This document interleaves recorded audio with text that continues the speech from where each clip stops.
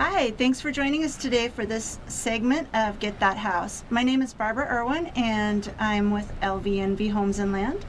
And my co-host is... My name is Brian Holland. I represent Old Republic Title Company as a sales manager.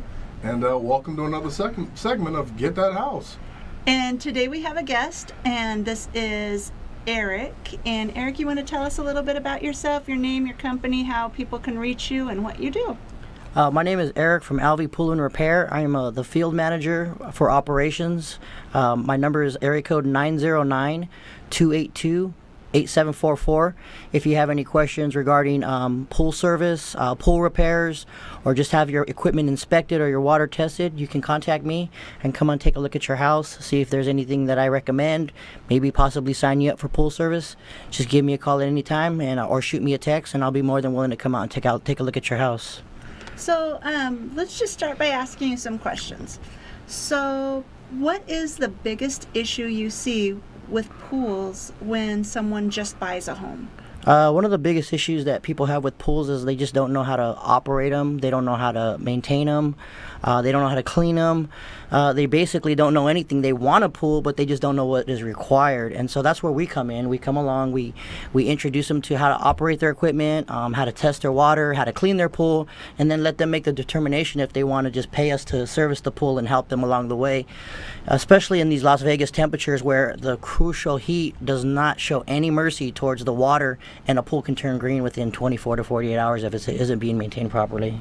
Wow, that's true. So what is the difference between liquid chlorine and the tablets? Well, liquid chlorine, it's kind of like a booster. It'll boost up the water chlorine, but it also it doesn't hold long. It's like good for like a day or two. Tablets are like a sustainer. They're chlorine as well, but they stabilize the chlorine levels throughout the period of a week. So if you're putting liquid chlorine in your pool, you'd have to do it like every other day, every 2 or 3 days, where the tablets will actually sustain the chlorine levels.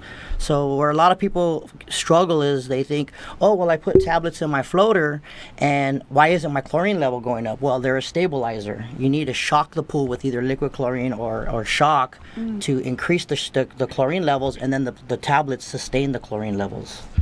Okay. So there's a lot of chemistry that's involved in maintaining a pool, especially out here in Las Vegas. It gets real tricky. So I should probably not try and maintain pools. Leave it to the professionals, Barbara. Leave it to the Leave it to the professionals. So Eric actually does my pool.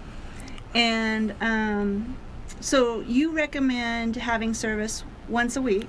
Yes. And so tell us a little bit about what a standard service would be, what people should do once a week. Once a week, they need to empty their baskets. They have a skimmer basket. They have a pump basket. They need to test their waters once a week. Make sure that their water levels, if they don't have an autofill to keep their pool water level up, to make sure that they manually keep their pool level up, because if the water gets too low, then the pump won't get water, and then you can burn up a motor. So there's a lot to keep an eye on while you're maintaining a pool. Even myself at my own home, my wife helps me by going out and making sure our water level stays high enough, and I do all the water chemistry and keeping the maintaining of the pool. But another big thing too that people don't realize is you have to brush your pool regularly too, otherwise you'll start getting a lot of deposits and algae and dirt, and it starts to stain the plaster. So it's really important that if you're not doing it yourself, you're paying someone to come and maintain your pool so that you get the most out of your plaster as you possibly can. So How often does somebody have to plaster their pool? it depends on how well you take care of it. If your water chemistry isn't taken care of well, say your pH level is below a 7.0, it'll deteriorate the plaster, allow it to start chipping and just deteriorate. Low pH can also cause damage to your pool equipment, burnout seals.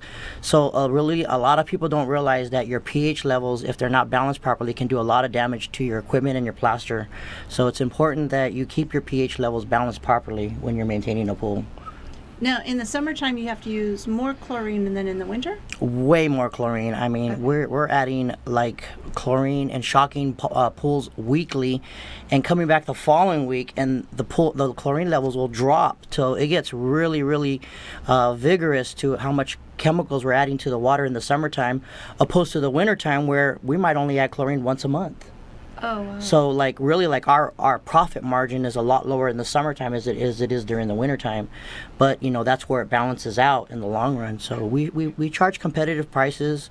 We aren't the cheapest pool service in town, but we're not the most expensive either. But we do quality work. All my guys take before and after pictures. I'm very meticulous on making sure that everything is getting done. We have tablets that we leave blue slips to show that we're there. I run a tight ship, so you know quality is very important to us at LV Pool and Repair. Very cool. Is there anything else you can tell us about maintenance of a pool that you suggest, or that Well, say like go ahead. when they run their pump, morning, afternoon, nighttime, and then filters and stuff like that? Okay, so yes, the water chemistry is important, but also your pool pump runtime is very important. My particular pump is a 2 horsepower pump with a 4 cartridge filter system. I'm moving a lot of water through my equipment, so I'm moving approximately 90 gallons of water per minute. So my pool is about a 12,000 gallon pool, so it's flipping over about 52 to 60,000 gallons in throughout the day. So that is crucial in this heat. Is you don't just want to run your pool 2 or 3 hours. A lot of times the rule of thumb, if you call any kind of pool supply store, is run your pool for 1 hour for every 10 degrees. So if you have a 100-degree temperature, you want to run your pool about 10 hours. Now, if you have a small pool with big equipment, you can actually get away with running it like 6 to 8 hours. There are some pool pumps and pool filters that are too small for the size pools that they have, and so what ends up happening is I have some pools, I didn't want to say nothing, I have some pools that are like really, really huge with little tiny pumps and little small cartridges where I'm running them 14, 15 hours a day just to keep algae from growing in the pool. So there's a lot of variables, and so that's what makes us stand out is like we try to like, you know, dial it into where we're running your pool equipment the allotted amount of time based off the size of the pool and the size of your equipment based off the temperature. So there's some pools I'm only running 6 to 8 hours, you know, because their equipment is just so huge and their pools are so small. So I call them little dipper pools, you know, 6,000 gallon pools. But I mean, it's just, there's a lot of science to it. It's not just we just drop chlorine and we just drop our hose and then roll out. But you know, we really try to, you know, maintain the pool as properly, you know, based off of what we're dealing with. So every pool is different. And you had told me that vegetation around a pool actually makes a difference. Yes, what vegetation does is when the leaves fall into the water, they discharge phosphates. And when your phosphates level get real high, no matter how well you balance the chemicals, you're still going to get algae. And so you have to test for phosphates when you have a pool that has a lot of vegetation, which when you first moved into your house, you had a lot of vegetation, which you've removed a lot of it, which you've actually helped the body of water that you have to keep those phosphate levels from going up. So phosphate levels are crucial to keep down. If you can't get a hold of your phosphate levels, no matter how well you try to maintain your pool or run your equipment, you're always going to have algae issues. And so that's where the phosphate remover comes in and you get them out. Now, how often do you have to drain a pool? Typically, it depends on how much you use the pool, because you have a thing called total dissolved solubles, and total dissolved solubles are like the suntan lotions on your skin that get in the water. You know, bodily fluids. You know, just there's a lot of things that get in the water when people use the pool. So I mean, I have pools where they have, you know, a lot of children, and those I recommend every 2 years. If you're an elderly couple that don't really use your pool, you could get 5, 6, 7 years without having to drain your pool. It just depends on how much it's being used. Okay, very good. So why don't you tell us again how people can get a hold of you? Okay, if you need to get a hold of me, you can email me at alvpoolandrepair@gmail.com, or you can contact me at area code 909-282-8744. You can call me, leave me a voicemail, or shoot me a text, and I'll be glad to help you with whatever you may need regarding your pool service or repairs.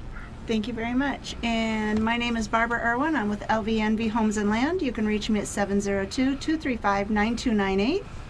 Brian Holland, Old Republic Title, 702-985-2222. And we'll see you back in second segment.